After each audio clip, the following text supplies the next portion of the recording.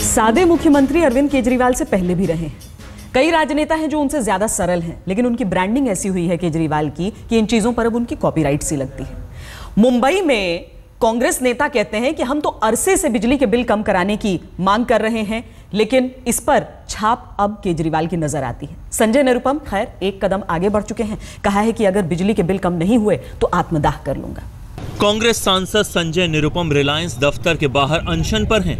मांग है कि मुंबई में बिजली के दाम घटाए जाएं। 3 दिन बीत गए, बिजली कंपनियों पर कोई असर नहीं हुआ, तो कांग्रेस सांसद ने आत्मदाह की धमकी दे डाली। अगर अनशन के हिसाब से काम नहीं हुआ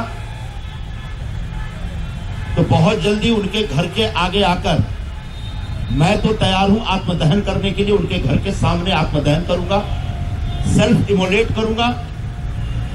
तब मुझे लगता है कि अनिल अंबानी की नींद खुलेगी। तब मुझे लगता है अनिल अंबानी मुंबई के 26 लाख उपभोक्ताओं का दर्द समझ पाएंगे। दरअसल दिल्ली में चले केजरीवाल सरकार के जादू को देखकर संजय निरुपम को लगा कि मुंबई में चुनावों के लिए अच्छा मुद्दा है, तो पहले विरोध प्रदर्शन किया, फिर जब बात नहीं बनी तो अनशन पर बैठ गए। दिलचस्प ये कि कांग्रेस सांसद दलील दे रहे हैं कि वो सरकारी सब्सिडी से बिजली की कीमत कम कराना नहीं चाहते।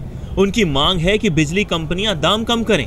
निरुपम की दलील है कि फिक्स चार्ज और रेगुलेटरी एसेट चार्ज लेना बंद करें बिजली कंपनियां। वहीं रिलायंस की दलील है कि इलेक्ट्रिसिटी एक्ट 2003 के तहत सिर्फ MERC को बिजली की दर तय करने का हक है और MERC की तय दरों के अनुसार वो उपभोक्ताओं से पैसे वसूल रही हैं। लेकिन निरुपम की दलील है कि सब अवैध है। अलग अलग तरीके से हमने मांग की है, नेगोशिएशन किया है, मोर्चे निकाले हैं, बातचीत की है, और उसके बाद भी अगर रास्ता नहीं निकल रहा है तो ये जो एडमेंट तरीका है रिलायंस का, उसको बदलना पड़ेगा। अब आप इसे आम आदमी पार्टी का असर कह सकते हैं या फिर आम आदमी पार्टी की दस्तक से सरकते वोट बैंक का डर, लेकिन बात आम आदमी के फायदे की हो रही है। अब इससे क्या फर्क पड़ता है कि वो आम आदमी आपका है या फिर कांग्रेस का? फर्क ये पड़ता है कि अब कांग्रेस भी आम आदमी के मुद्दे को लेकर धरने का हथियार आजमा रही है। आखिर चुनावी साल जो है